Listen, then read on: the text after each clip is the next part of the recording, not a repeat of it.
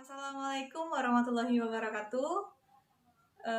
Nama saya Hindrani Pratiwi. Saya berasal dari kelas B sore, Prodi Bahasa Inggris. Di video ini saya akan menjelaskan tentang judul makalah saya, yaitu Al-Quran. Di dalam judul makalah saya ada 4 poin materi yang akan saya jelaskan di sini. Yaitu yang pertama, pengertian Al-Qur'annya. Yang kedua itu nama lain Al-Qur'annya. Yang ketiga itu perbedaan antara ayat Makkiyah dan Madaniyah.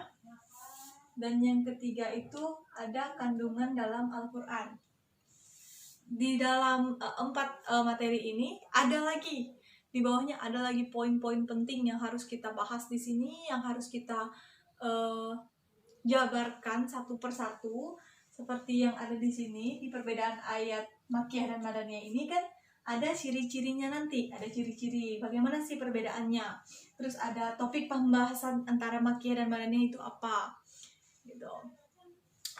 Di pengertian Al-Quran juga pasti ada dari pengertian para ulamanya, terus pengertian secara umumnya, gitu ya kan, arti secara umumnya. Terus di nama lain Al-Quran itu banyak sekali, banyak belasan mungkin, itu beserta arti. Nanti saya akan jelaskan di materinya, di penjelasannya nanti.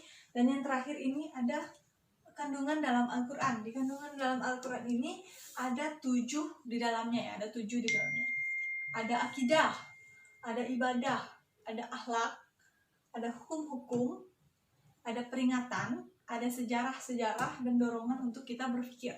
Nanti kita akan membahasnya kita akan jabarkan di sesuai urutan dari pengertian Al-Quran dulu.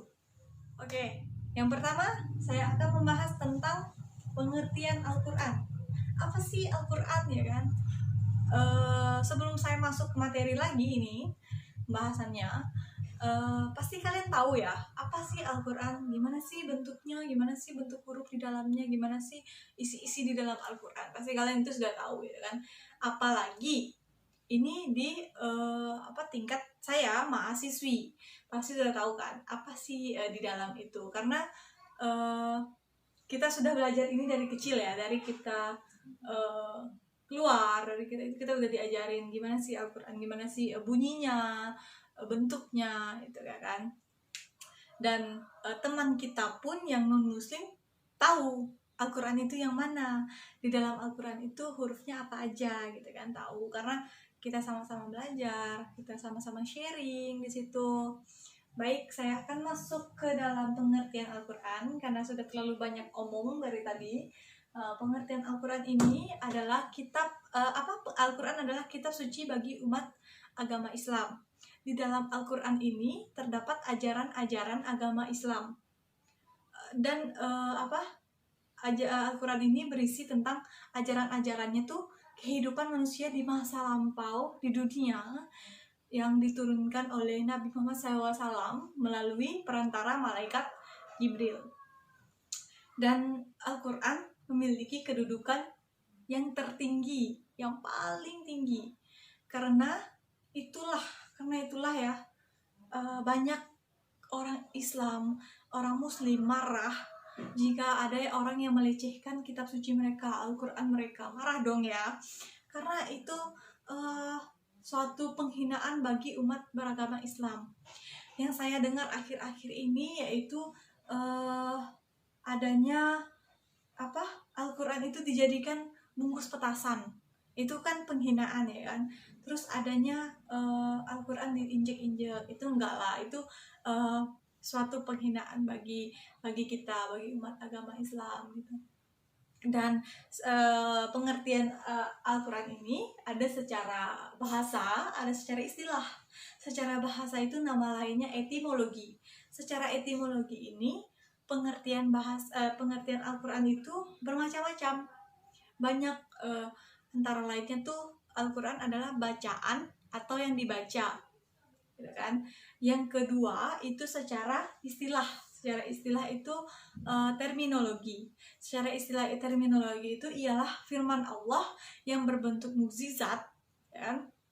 diturunkan kepada Nabi Muhammad SAW, kepada malaikat Jibril, yang apa tuh, secara ada musasifnya gitu, ada musasifnya yang diturunkan kepada kita gitu, secara mutawatir, dan dianjurkan sekali untuk kita untuk membacanya, karena membaca Al-Quran satu huruf saja kita mendapatkan berapa kebaikan? 10.000 kebaikan kalau nggak salah saya, kalau seingat saya segitu. Tadi secara umumnya, sekarang saya akan membahas secara menurut para ulama.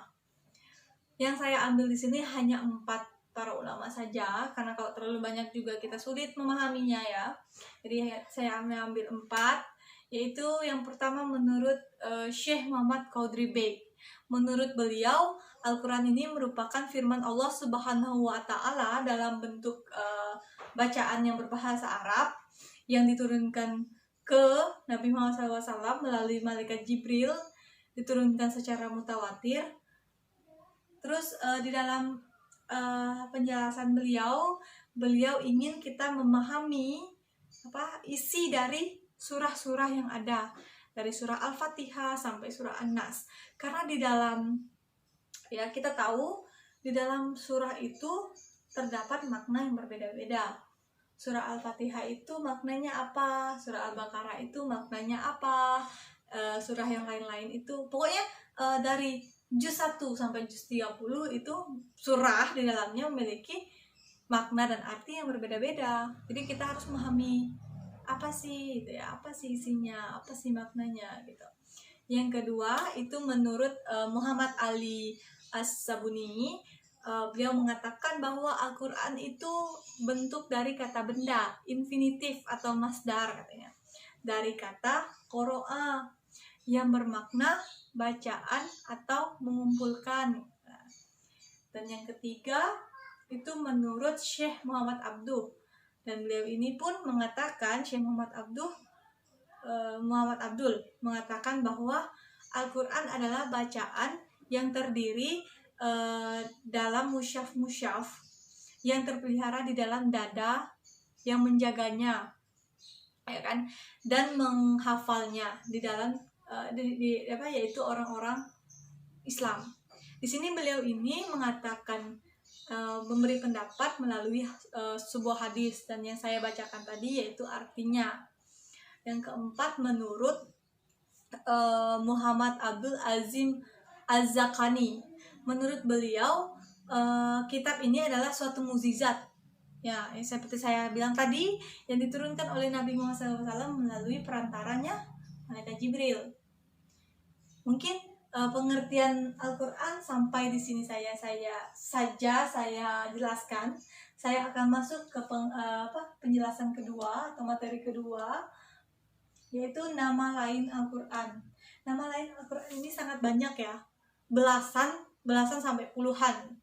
Yang saya ambil itu banyak juga, dan saya akan menjelaskannya beserta arti. Yang pertama itu ada Alkitab. Alkitab itu buku yang menjadikan Al-Quran disusun rapi yang menjadi Al-Quran gitu. Yang kedua itu Al-Furqan. Al-Furqan itu artinya pembeda antara benar dan salah. Mana yang benar, mana yang salah, yaitu Al-Furqan. Yang kedua ada Al-Zik. Al-Zik ini artinya pemberi peringatan. Memberi peringatan karena manusia ini tidak luput dari kesalahan, kekhilafan, seperti lupa mungkin ya kan. Nah, di Al-Zik ini kita diperingati oleh dia gitu. Peringati kita tidak boleh begini. Yang ketiga ada Al-Mau'izah. Al-Mau'izah itu adalah nasihat atau pelajaran untuk kita. Kalau kita salah ya kita pasti beri nasihat dong gitu ya kan, pelajarannya ini loh gitu. Yang keempat ada Asy-Syifa. Asy-Syifa itu peraturan, kalau asal saya itu obat atau penyembuh karena manusia tidak luput lagi tadi dari penyakit hati, iri dengki, sombong gitu, baru dapat yang kayak gini aja sombong gitu ya kan, itu Asy-Syifa. Yang kedua itu ada hal hukum, yaitu ya hukum-hukum gitu ya kan, peraturan. Ada juga al-hikmah. Al-hikmah itu ya hikmah gitu ya kan, apa, kebijaksanaan, bagaimana kita harus bijaksana. Terus al-huda, petunjuk. Petunjuk itu bisa menjadikan kita pedoman hidup kita, gimana kita ke depannya, itu bisa. At-tanzil. At-tanzil ini yang diturunkan secara Al-Quran kan diturunkan secara berangsur-angsur nih, secara berangsur-angsur. Nah, itu yang dimaksud dengan at-tanzil. Ada juga menurut Ar-Rahman. Ar-Rahman itu karunia sebuah melahirkan suatu apa ya yang merupakan karunia gitu, hikmah, rahmat, rezeki dan lain-lain gitu ya kan. Yang ke berapa saya lupa, aruh itu ya ruh gitu ya kan, ruh kita gitu. Dan al-bayan itu penerang untuk kita gitu kan, itu cahaya, itu penerang, itu cahaya. Dia kalau al-busyra tadi penerang, al-bayan tadi penerang, an-nurnya cahaya, sama ya kan, penerang cahaya gitu. Terus ada juga al-busyra. Al-busyra ini apa ya, kabar gembira untuk kita semua. Ada juga al-balak. Al-balak itu penyampaian atau ucapan gitu ya kan. Terus al-qaul. Al-qaul itu perkataan ya, sama dengan al-balak kalau nggak salah saya. Al-haq itu bukti atau kebenaran, dan al-burhan itu bukti kebenarannya, kan sama, bukti kebenaran dengan bukti kebenaran. Mungkin sampai di situ saja nama lain Al-Qur'annya, tidak panjang lebar, tidak saya jelaskan satu persatu juga. Saya akan masuk ke dalam perbedaan ayat Makkiyah dan Madaniyah. Apa sih perbedaan antara ayat Makkiyah dan Madaniyah ini gitu ya kan? Dari ciri-cirinya juga kita bisa menilai perbedaan dari kedua ini gitu ya kan, dari Makkiyah dan Madaniyah. Kalau Makkiyah itu ayatnya pendek-pendek ya kan, ayatnya tuh pendek-pendek, terus dinamainya tuh ayat Makkiyah ini dinamai dengan Kishor kan, dinamai dengan Kishor. Terus mengandung ayat sajadah. Seingat saya Quran surah Sajadah ayat 15 kalau nggak salah itu. Terus di Makkiyah ini, di ayat Makkiyah ini dia memiliki topik pembahasan. Topik pembahasan di sini dia membahas tentang berceritanya tentang orang munafik dan masalah yang mereka buat sendiri gitu. Terus ada juga Madaniyah. Madaniyah ini menurut ciri-cirinya dia ayatnya lebih panjang-panjang dari yang Makkiyah. Makkiyah kan pendek-pendek tuh. Nah, yang Madaniyah ini panjang-panjang. Terus nama lain ayatnya itu ayat tiwal kalau nggak salah ya. Di setiap di setiap ayatnya itu dia berdialog dengan ahli kitab gitu. Kalau nggak saya Al-Quran surah An-Nisa ayat 153 kalau nggak salah itunya. Terus di sini dia memiliki topik pembahasan, yaitu topik pembahasannya ya kan, ini kan topik pembahasannya itu dia membahas tentang seruan terhadap para ahli kitab untuk dari kalangan Yahudi dan Nasrani itu. Dan saya langsung masuk ke dalam tadi kan ini secara ciri-ciri dan topik pembahasannya. Karena di sini hanya saya bahas ciri-ciri dan topik pembahasannya, saya akan membahas tentang secara umum antara perbedaan antara ayat Makkiyah dan Madaniyah. Secara umumnya itu kita bisa lihat karena beda-beda ya. Makkiyah itu berbeda, Madaniyah itu berbeda, dan secara umumnya itu perbedaannya bisa dilihat dari segi turunnya ayat tersebut. Kalau Makkiyah ini turunnya sebelum hijrah dan bukan di Mekah. Sedangkan Madaniyah ini sesudah hijrah dan bukan juga di Mekah, bukan juga di Madinah. Ya kan sama, bukan dua-duanya. Dan yang terakhir ada kandungan di dalam Al-Qur'an. Di dalam kandungan Al-Qur'an ini ada 7, saya bilang yang pertama tadi ya, saya bilang di awal tadi ada 7 7 bagian, yaitu ada akidah, ada ibadah, ada akhlak, ada hukum-hukum, ada peringatan, ada sejarah-sejarah, ada dorongan untuk kita berpikir. Akidah, kita sangat perlu punya akidah di dalam hidup kita gitu. Akhlak, ibadah, kita perlu ibadah, kita dianjurkan untuk ibadah. Dan yang ketiga itu akhlak. Akhlak ini paling penting untuk kehidupan kita, apalagi kalau kita di lingkungan masyarakat. Gimana kalau kita tidak mempunyai akhlak, ya kan? Pasti kita harus mempunyai akhlak dong. Kita harus sopan kepada orang yang lebih tua, kita harus mempunyai akhlak seperti itu. Dan yang hukum-hukum ini, di kehidupan kita juga harus mempunyai hukum-hukum. Di kandungan Al-Quran dia menyebutkan ada hukum-hukum. Terus ada peringatan. Kita salah ya diingatin gitu ya kan. Terus ada sejarah-sejarah. Sejarah gimana Al-Quran itu bisa turun. Sejarah bagaimana Islam gitu ya kan. Terus ada dorongan untuk berpikir.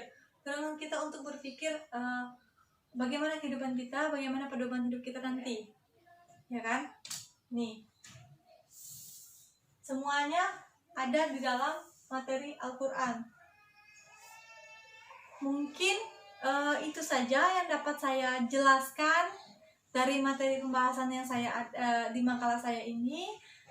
Kurang dan lebihnya mohon maaf, karena yang sempurna hanyalah milik Allah, kekurangannya hanyalah milik manusia. Yaitu saya